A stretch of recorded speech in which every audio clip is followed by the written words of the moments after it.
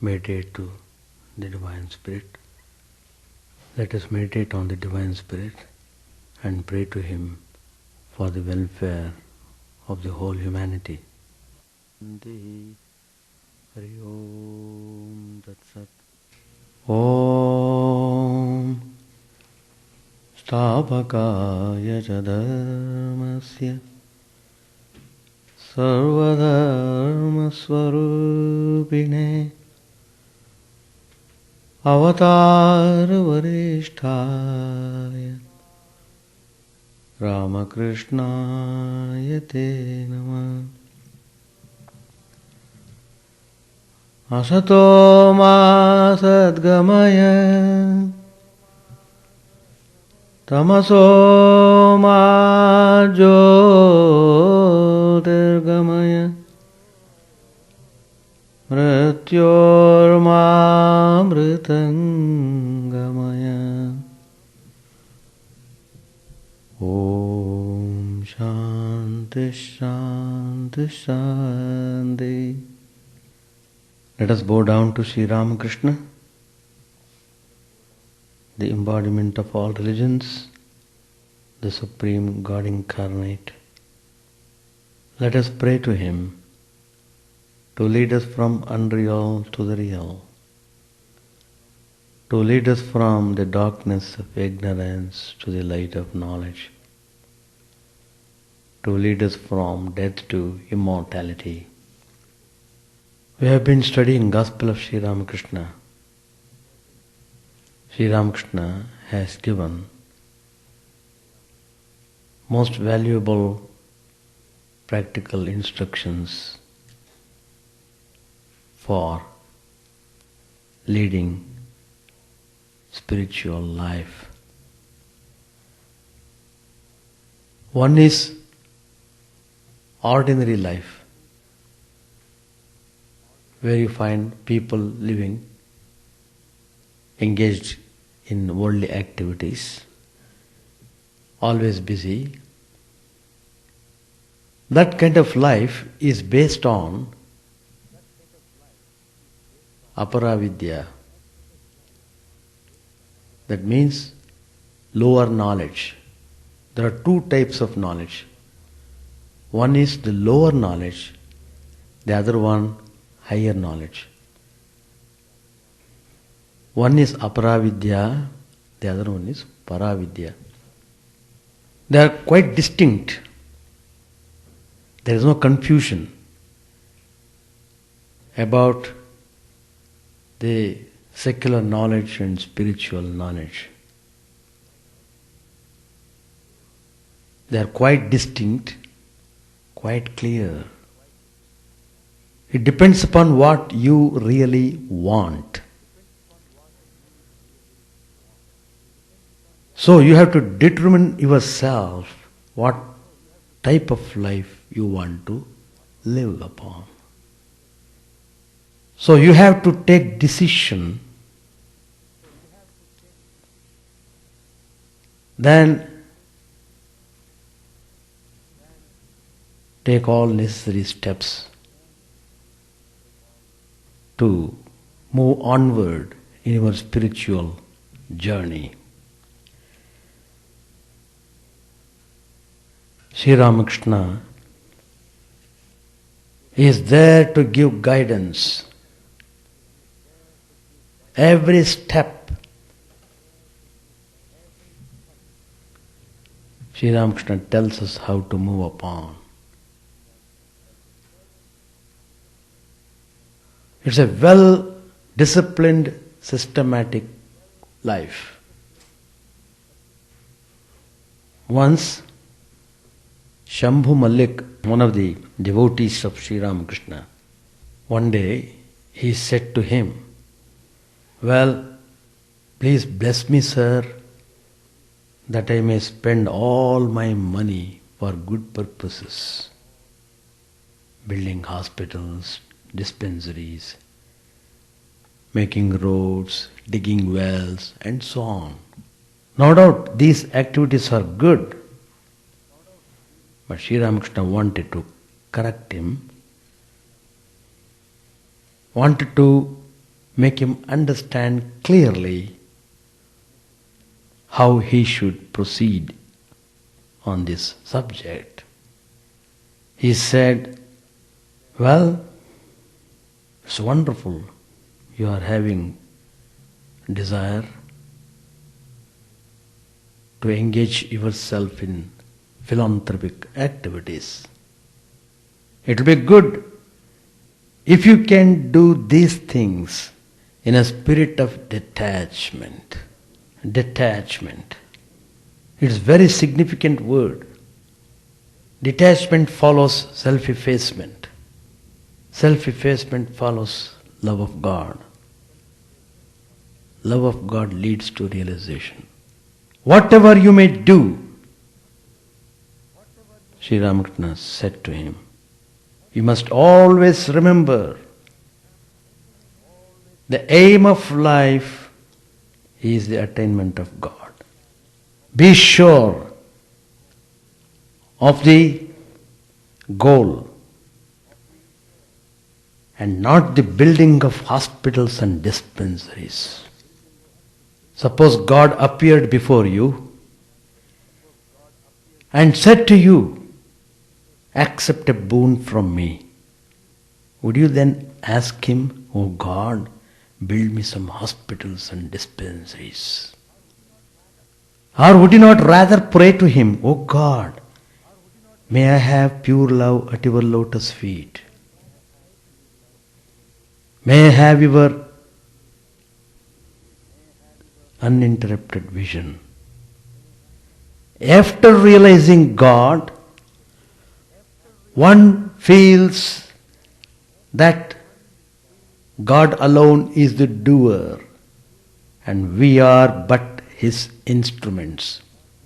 Then why should we forget him and destroy ourselves by being involved in too many activities? After realizing him, one may, through his grace, become his instrument in building many hospitals and dispensaries.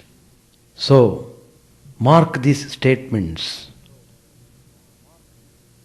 Sri Ramakrishna want spiritual welfare of the aspirants. So he is giving all these instructions very thoroughly. You are in the world, you have to conduct yourself in the world. There is no question about it. But there is a way to do it. The way is detachment. Do the duties in a detached way. Sri Ramakrishna gives an example of a jackfruit. There is a particular fruit. It's a big fruit. You have to rub your hands with oil before you open the fruit. Otherwise the sticky milk will smear your hands. The maid servant in a rich man's house, how does she work? She performs all her duties, but her mind dwells on her home in the country. This is an example of doing duty in a detached way. Sri Ramakrishna said, attachment to God. In other words, love for Him. And secondly, prayer. These are the ways to realize God.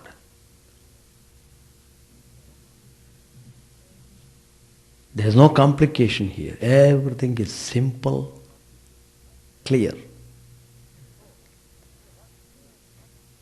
So, what Sri Ramakrishna has stressed here is the importance of practicing detachment. You have to practice detachment. If you have to march onward in the spiritual journey. It is true. Life is full of difficulties. It is true. Life is full of disappointments. Without a certain degree of detachment, it is difficult to lead a sane, normal, peaceful life.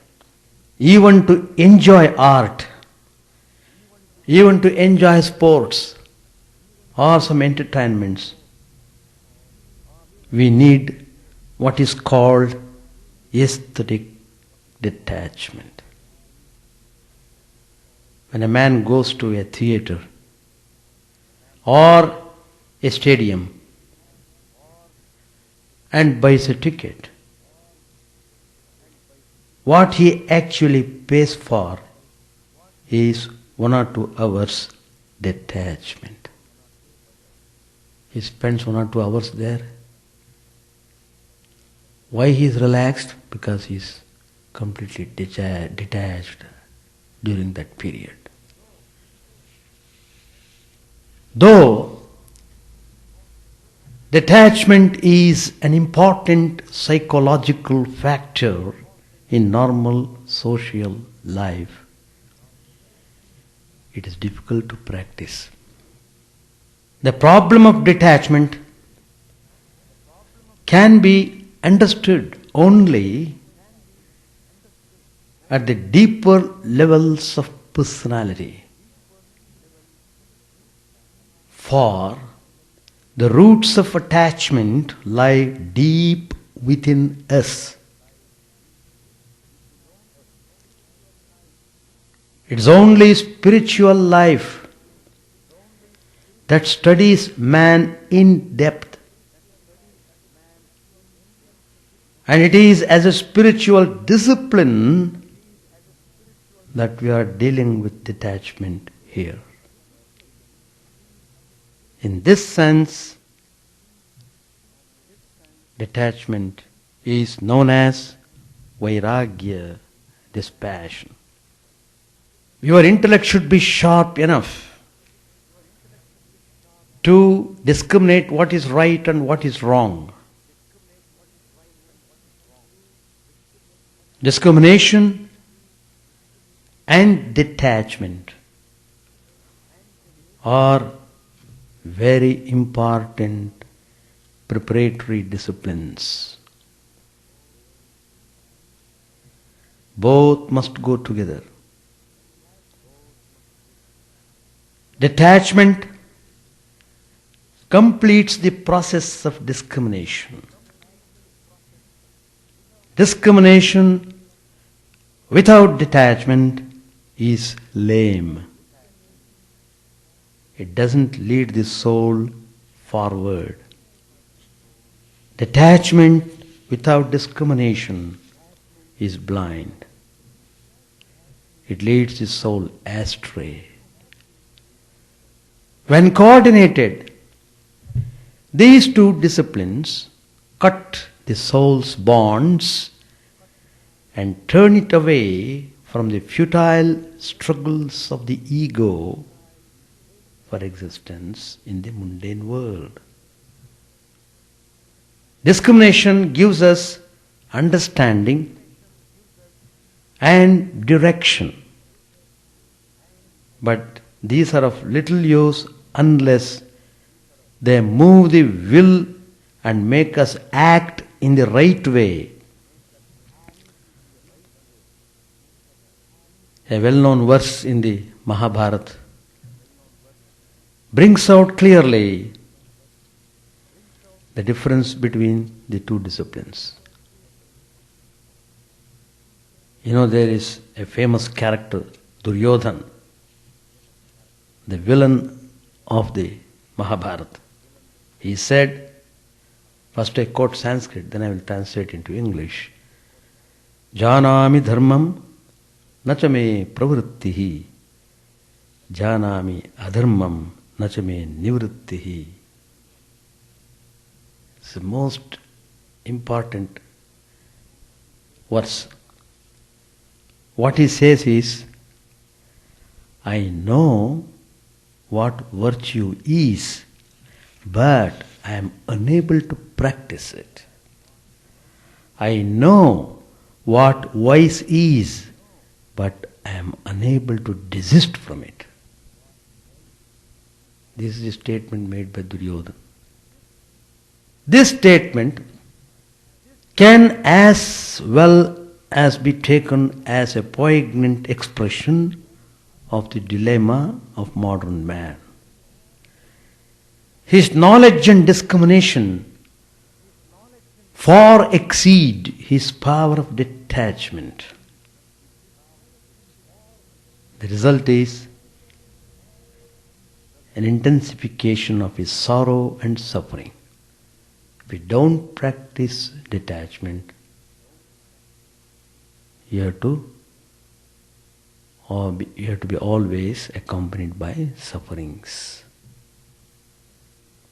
People say spiritual life is no doubt a good life, but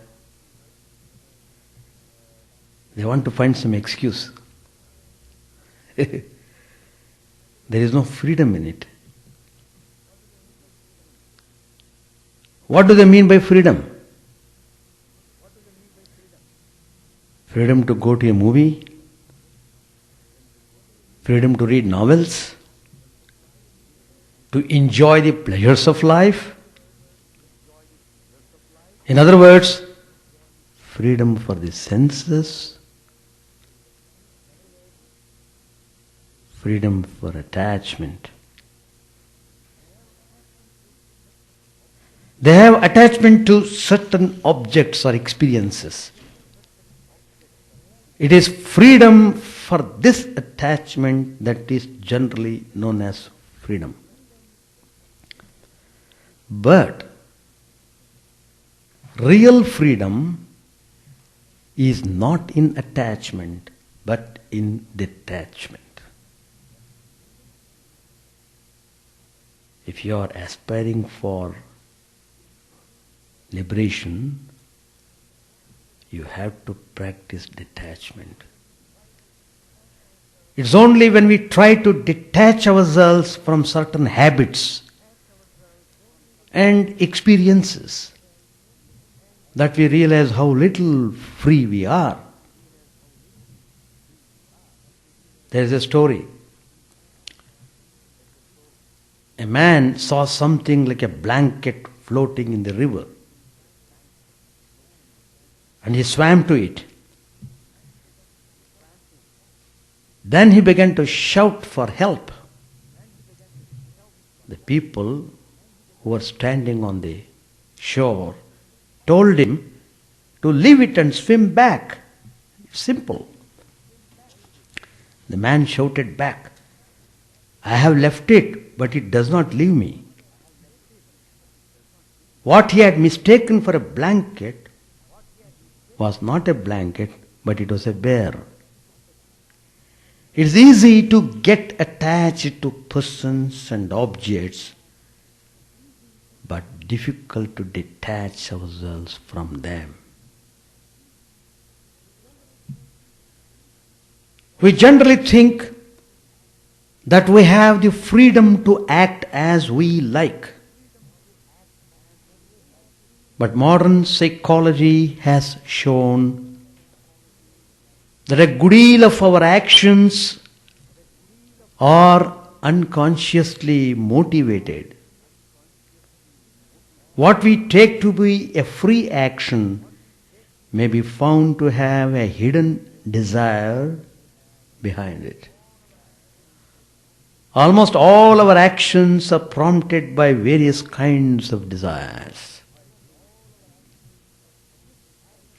And it is this action with desire that we often mistake for a free action.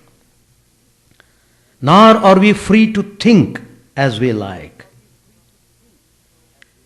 A little introspection will show that thoughts do not come from nowhere. When we look at the sky and see clouds moving across it, we are likely to think that they are drifting aimlessly. They are simply moving.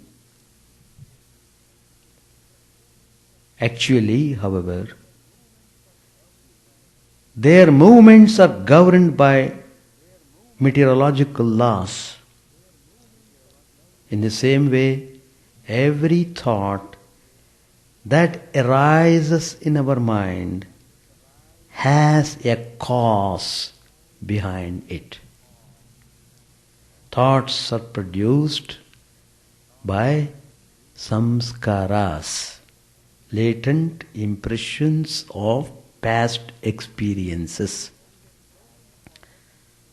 And their sprouting follows certain laws of the mental world. Under a given set of mental conditions, particular type of thoughts alone can rise in the mind. Apart from this, so many unknown forces, especially thought currents emanating from other people, are influencing our mind. Where then is our freedom to think as we please? In order to practice dhyana or meditation, we must have the freedom to think spiritual thoughts and the freedom to direct their course to a particular center of consciousness. This inner freedom comes only by detaching ourselves from distracting lower thoughts.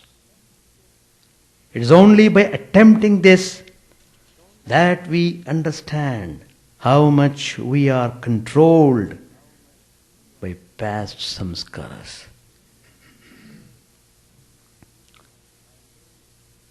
True freedom lies in detachment from the hold of samskaras.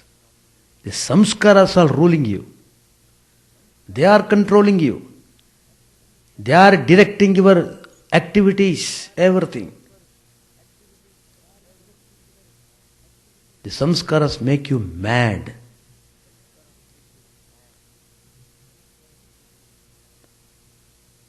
So you have to detach yourselves from the hold of the samskaras. Unless we gain a certain degree of this freedom, it is difficult to practice meditation.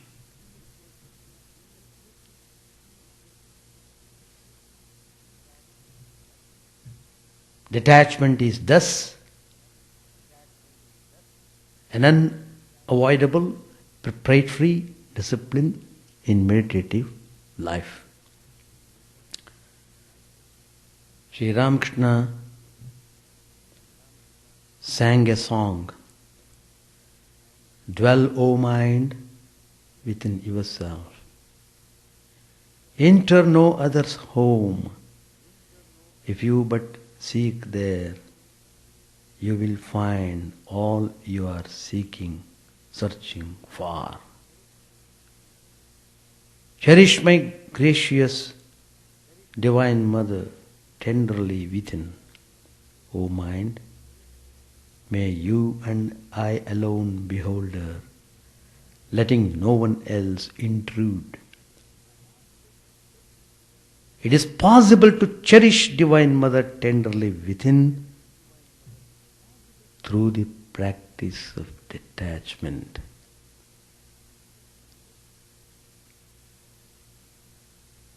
Through detachment, you develop true love of God.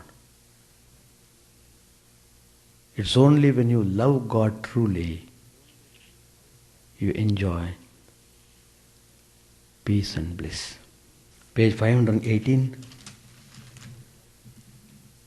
It was about dusk Many of the devotees took their leave. A lamp was lighted in Sri Ramakrishna's room and incense was burnt. After some time, the moon came out, flooding the sky with its light. Sri Ramakrishna was sitting on his couch.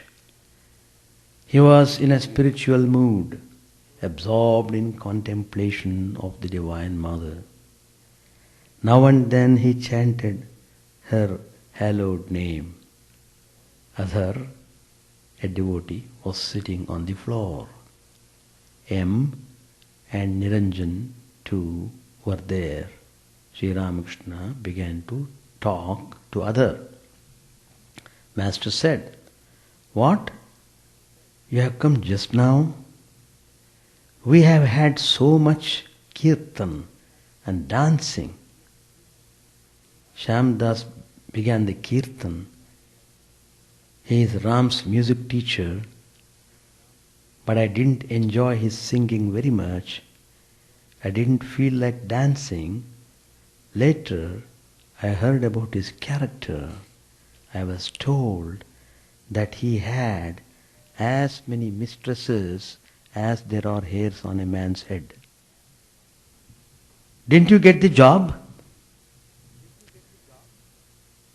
Other held the post of deputy magistrate, a government post that carried with it great prestige. He earned 300 rupees a month. He had applied for the office of vice chairman of the Calcutta municipality. The salary attached to this office was 1,000 rupees. In order to secure it, Adhar had interviewed many influential people in Calcutta. Master said to M. and Niranjan, "Hazra said to me, please pray to the Divine Mother for Adhar, that he may secure the job." Adhar made the same request to me. I said to the mother, "O Mother, Adhar has been visiting you.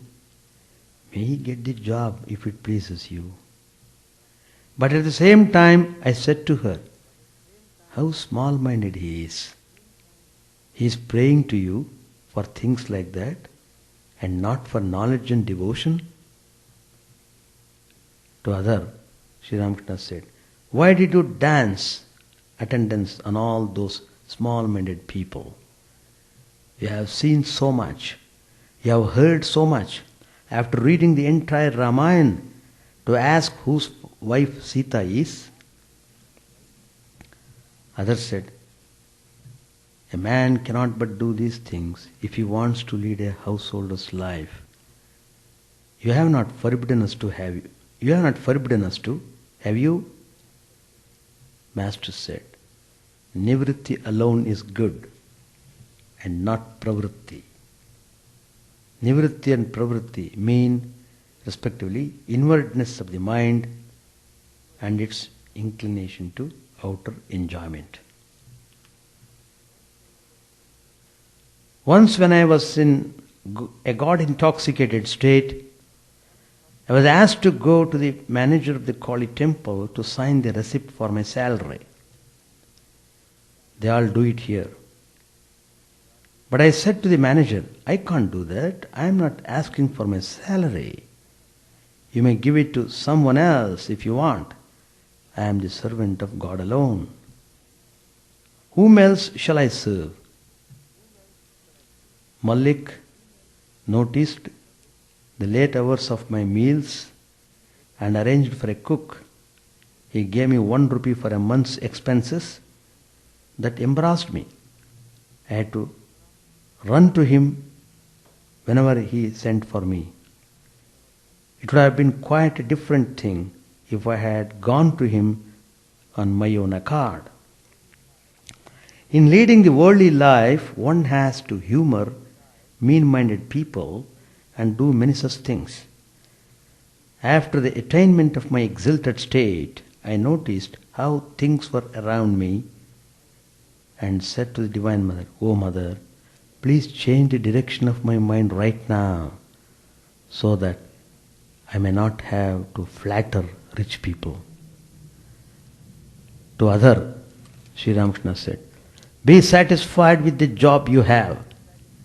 People hanker after a post paying 50 or 100 rupees, and you are earning 300 rupees. You are a deputy magistrate. I saw a deputy magistrate at Kamarpur. His name was Ishwar Ghoshal.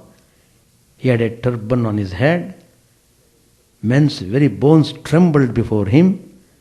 I remember having seen him during my boyhood. He is a deputy magistrate. A person to be trifled with? Serve him, whom you are already serving. The mind becomes soiled by serving but one master. And to serve 5 masters?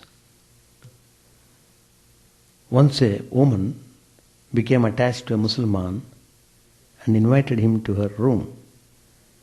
But he was a righteous person. He said to her that he wanted to use the toilet and must go home to get his water jar for water. The woman offered him her own, but he said, no, that will not do. I shall use the jar to which I have already exposed myself. I can't expose myself before a new one. With these words he went away. That brought the woman to her senses. She understood that a new water jar, in her case, signified a parama. Narendra was in a straitened circumstances on account of his father's unexpected death. He had been seeking a job to maintain his mother, brothers and sisters. He had served a few days as headmaster of the Vidyasagar school at Bobazar. Others said, may I ask if Narendra would accept a job? Masters replied, yes, he would. He has his mother, brothers and sisters to support. Other, well, Narendra can support his family with 50 or with 100 rupees. Will he try for 100? Master, worldly people think highly of their wealth. They feel that there is nothing like it. Shambhu said, it is my desire to leave all my property at the lotus feet of God. But does God care for money? He wants from his devotees knowledge, devotion, discrimination and renunciation. After the theft of the jewelry from the temple of Radhakanta, Mathur Babu said, oh God, you could not protect your own jewelry? What a shame. Once he wanted to give me an estate and consulted Hriday about it. I have overheard the whole thing from the Kali temple and said to him, please don't harbor any such thought. It will injure me greatly. Others said, I can tell you truthfully, sir, that not more than 6 or 7 persons like you have been born since the creation of the world. Master said, how so? There certainly are people who have given up everything for God. As soon as a man gives up his wealth, people come to know about him. But it is also true that there are others unknown to people. Are there not such holy men in Upper India? Others said, I know at least one such person in Calcutta. He is Devendranath Tagore. Master said, what did he say? Who has enjoyed the world as much as he? Once I visited him at his house with Madhur Babu. I saw that he had many young children. The family physician was there writing out prescriptions. If after having 8 children, a man does not think of God, then who will?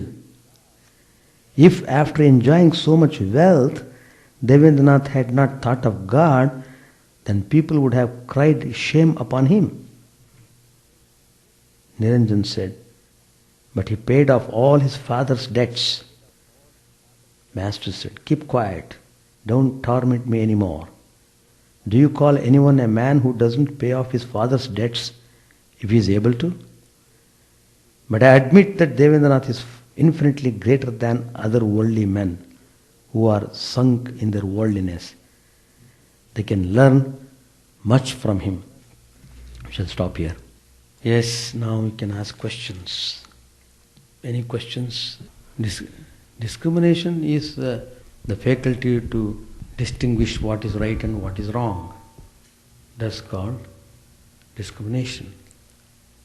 Detachment means you are trying to do your duties, remembering God all the time, so that you will not stick to the thing which you are doing.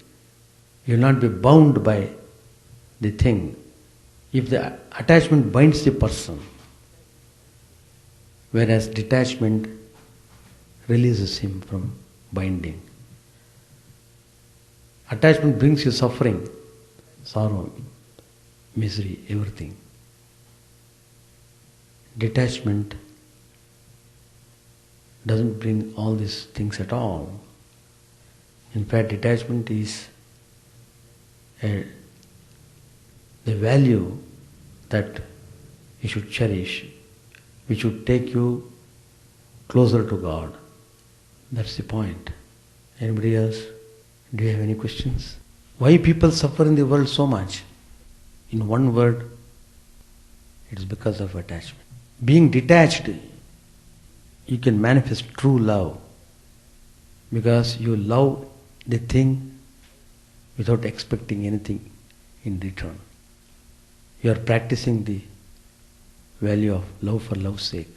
Once Swami Vivekananda, in his formative period, he used to come every day, walking several miles to meet Swami, to meet Sri Ramakrishna. Sometimes he would run from his home, and every day he would hear his talks, and he was so fortunate to be with him and get training that way. And Sri Ramakrishna, the master teacher he was, he trained him very thoroughly because he was to serve the humanity later on. So, one day, Sri Ramakrishna put him in a test. As usual, he came to Sri Ramakrishna. There were some people there. Sri Ramakrishna deliberately didn't take notice of Vivekananda's coming there. He just didn't look at him at all. He didn't greet him. He didn't tell him hello. Just he went on talking with others. And Vivekananda, of course, at that time Vivekananda, his name was Narendranath.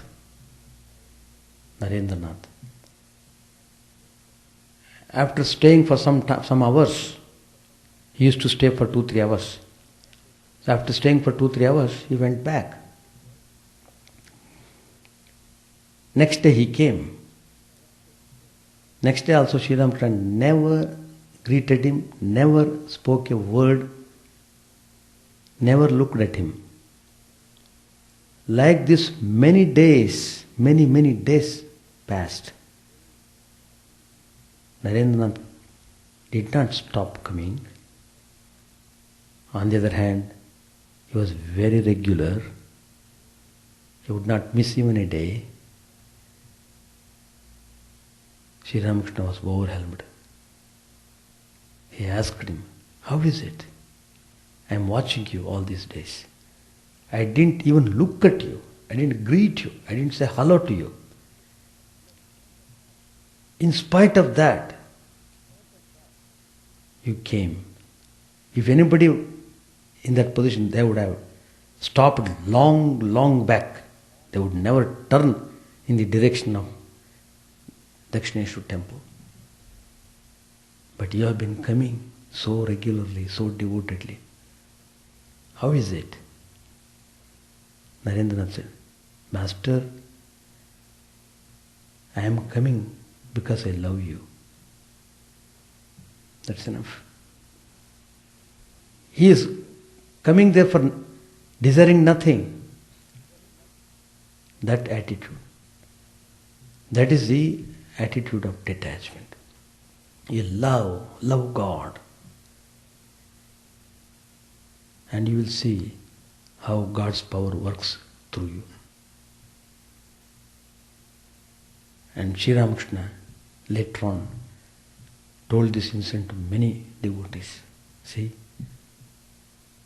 That is why he is called Narendra. Narendra means the king among the men. If you translate that word, Indra means Lord of the men. Kingly, he is kingly. Don't be afraid of struggling, but be humble. Don't be egoistic. That's the way. What is the sign of your progress? The sign of progress is you are humble, more humble. The more you are humble, the nearer you are to God. So that's the way. See, that judgment you can have provided your discrimination is correct. So, that happens when you constantly come in touch with holy people. You must be associated with holy people. They will direct you. They will show you the method of discrimination. They will show you what is right, what is wrong. That's what the scriptures always describe. So, that's why they insist upon the holy company. It's one of the important disciplines. So, it starts with holy company. Your spiritual life starts with holy company. Then you will be able to understand what you have to discriminate. And they will tell you what is unreal, what is real. What is real, you accept it. What is unreal, you reject it. And then they give training in that respect. Why is it bothering you? What is the source of botheration? They explain. Remove the cause, the botheration will go. So like that, they teach the Vedantic teachings of the Upanishads, where it deals with the core, the essence. What is the essence? The essence is the Atman, encased in this body-mind complex. All the suffering is because of the identification with body, with the mind. So, proper discrimination means you have to dissociate yourself with body-mind complex. Dissociate from the mind means dissociate from the desires. It is desires that pull you in all directions. It is desires that make you restless all the time. It is desires that cause you untold sufferings. So, whatever that distracts you, you must reject it. Oh, this is not good for me, so I should not go in for that. That's called the discrimination. Detachment means you have to engage yourself in activities in some form or other. You are doing the work. If you don't have that sense of detachment, there's every possibility you may become egoistic. You may feel proud. I am the president of Chicago. I have got so much power. Like that he begins to think and his head reels because of the power. But if he thinks it's God's power, then his head will not reel. Like that. Important point is you have to come in touch with, you must be associated with holy people. You must always read scriptures every day and understand them properly. Apply them in your life. Community also, they are also community. Community means you must have broad concept. You must love everyone. I love everyone. Everyone is a child of God. That concept is very good. Otherwise what happens? Again, in some form or other selfishness will come. My community, I must serve my people, they are different people. First let me serve my child, then let me serve other child. No, that attitude should not be there. There is no distinction between your child and neighbor's child. All are children only. That ideal we should set up. Set up that ideal and work. Then you will be able to render service in a wonderful way. That's what Swami Vivekananda taught in this country. See God and serve. That is the motto of the Ramakrishna mission. Atmano mokshartham jagadhitaya cha. To realize your true nature, serve the humanity. Through serving humanity, you will realize the divinity. Realization of the divinity and serving humanity. These are the twin ideals of the Ramakrishna mission, Ramakrishna movement. So the divinity is already there in everyone. You have to manifest that divinity. That is the purpose of religion. That is Vedanta in practice. The more you practice Vedanta, the more you manifest the divinity. That's the idea. We shall stop. Chant the name of the Lord and His glory unceasingly, that the mirror of the heart may be wiped clean and quench that mighty forest fire, worldly lust, raging furiously within. O name, stream down in moonlight on the lotus heart, opening its cup to knowledge of thyself. O self, drowned deep in the waves of His bliss, tasting His nectar at every step, bathing in His name, that bath for weary souls. Various are thy names, O Lord, in each and every name thy power resides. No times are set, no rites are needful for chanting of thy name. So vast is thy mercy, how huge then is my wretchedness, who find in this empty life and heart no devotion to thy name. O my mind, be humbler than a blade of grass, be patient and forbearing like a tree, take no honor to thyself, give honor to all, chant unceasingly the name of the Lord. O Lord and soul of the universe, mine is no prayer for wealth or retinue, the playthings of lust are the toys of fame. As many times as I may be reborn, grant me, O Lord, a steadfast love for Thee. A drowning man in this world's fearful ocean is Thy servant, O sweet one. In Thy mercy consider him as dust beneath Thy feet. Ah, how I long for the day when an instant separation from Thee, O Lord, will be as 1,000 years, when my heart burns with its desire, and the world without Thee is a heartless void. Prostrate at Thy feet let me be, in unwavering devotion, neither imploring the embrace of Thine arms, nor bewailing the withdrawal of Thy presence, though it tears my soul asunder. O Thou who stealest the hearts of Thy devotees, do with me what Thou wilt, for Thou art my heart's beloved, Thou and Thou alone. O Lord, lead us from the unreal to the real, lead us from darkness to light, and lead us from death to immortality. May all be free from dangers, may all realize what is good, may all be actuated by noble thoughts, may all rejoice everywhere, may all be happy, may all be free from disease, may all realize what is good, may none be subject to misery. May the wicked become virtuous, may the virtuous attain tranquility, may the tranquil be free from bonds, May the freed make others free. May good betide all people. May the sovereign righteously rule the earth.